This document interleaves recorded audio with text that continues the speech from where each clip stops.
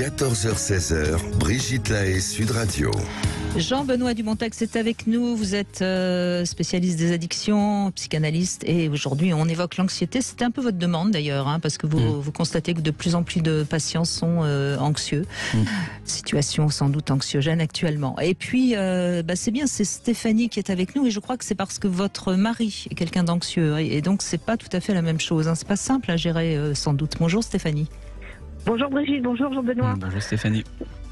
Oui, j'ai un mari qui est très, dans sa nature, très anxieux, à toujours avoir peur qu'il se passe quelque chose. Donc il anticipe au quotidien ce qui peut se passer. Oui. Et ça transmet, c'est lourd à gérer. Oui.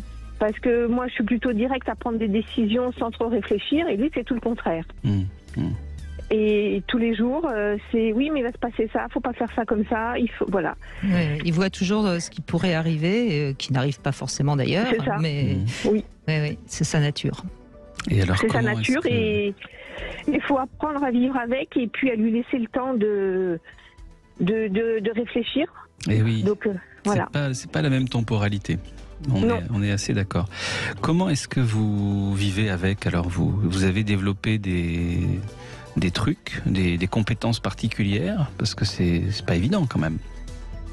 Alors j'essaye de prendre sur moi, comme je disais, de lui laisser plus de temps de réfléchir.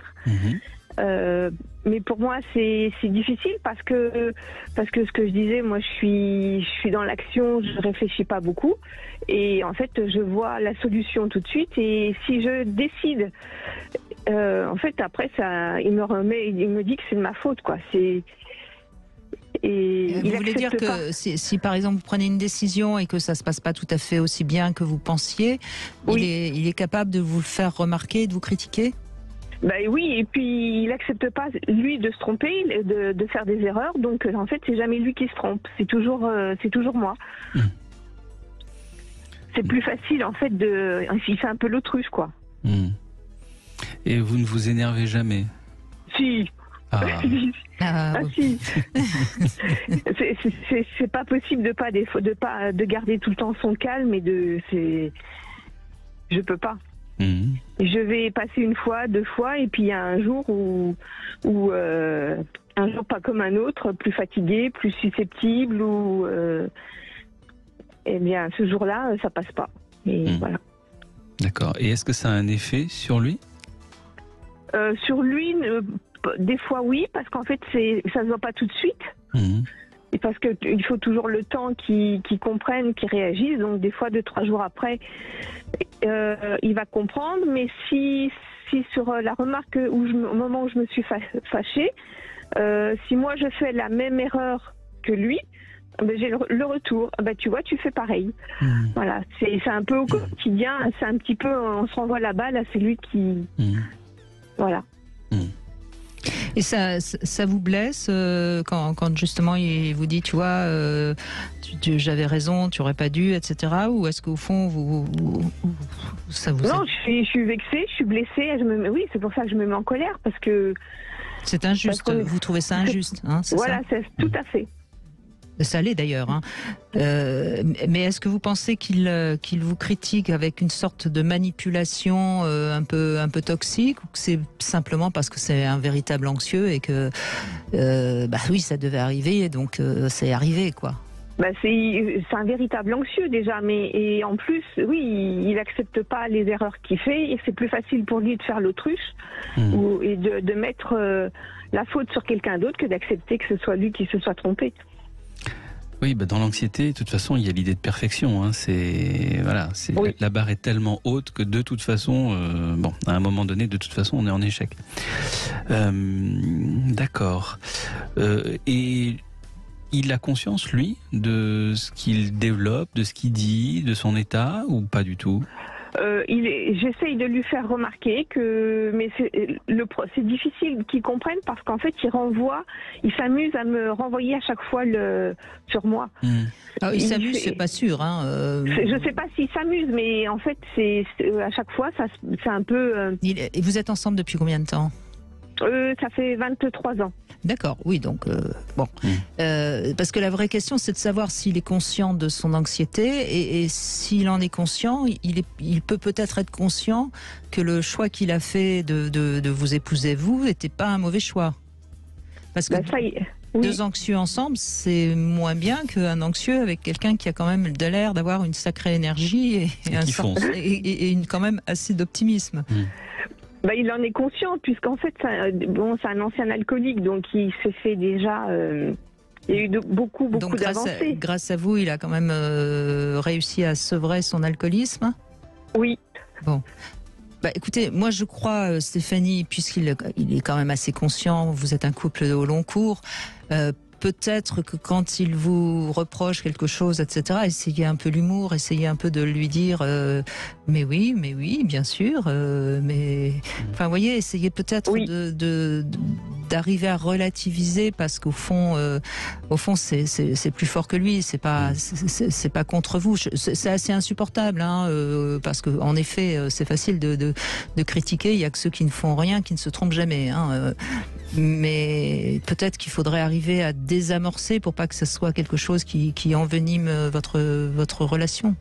Oui, des fois c'est ce que j'arrive à faire, c'est ce qui se passe, et puis il y a d'autres fois où on n'arrive pas, parce que comme il est toujours carré, moi j'essaye toujours, en fait, pour pas que j'ai de reproches, de faire bien. Donc je me mets la pression aussi, et c'est vrai que ça crée des anxiétés. En fait, ça fait comme si j'avais pas le droit à l'erreur. Oui, donc il vous embarque dans son délire. Oui. Il faut refuser ça.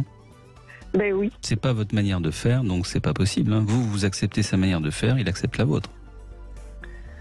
Oui, mais c'est voilà. Après ça, moi j'en ai conscience, mais quand on est à deux, donc si moi je le fais, lui, il faut qu'il arrive à... Peut-être que vous pourriez, d'une manière très concrète, définir les zones où vous agissez, les zones où vous n'agissez pas. Et peut-être que les zones où réellement il fait preuve d'une anxiété un petit peu plus grande qu'ailleurs, à ce moment-là, vous n'agissez pas, ou en tout cas vous n'agissez que au moment où vraiment vous en aurez discuté ensemble.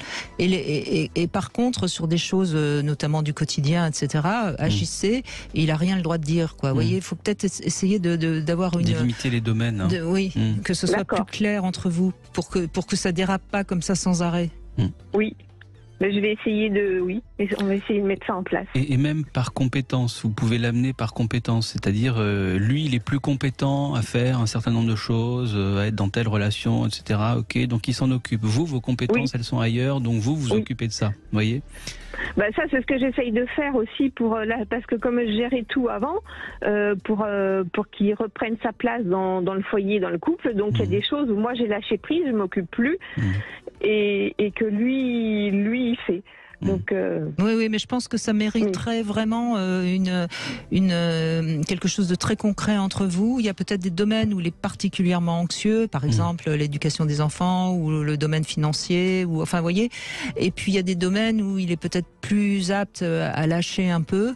Et à ce moment-là, quand vous aurez bien défini tout ça, je pense que ça va un peu calmer le jeu entre vous, parce qu'il faut pas non plus que ça prenne trop de proportions, parce que c'est vraiment ça use à long terme. Oui, c'est ça, c'est pour ça un petit peu que je voulais témoigner, parce que c'est vrai que je ressens de la fatigue et c'est ça, c'est usant à force de ça fait un peu un jeu pervers, quoi, à force de...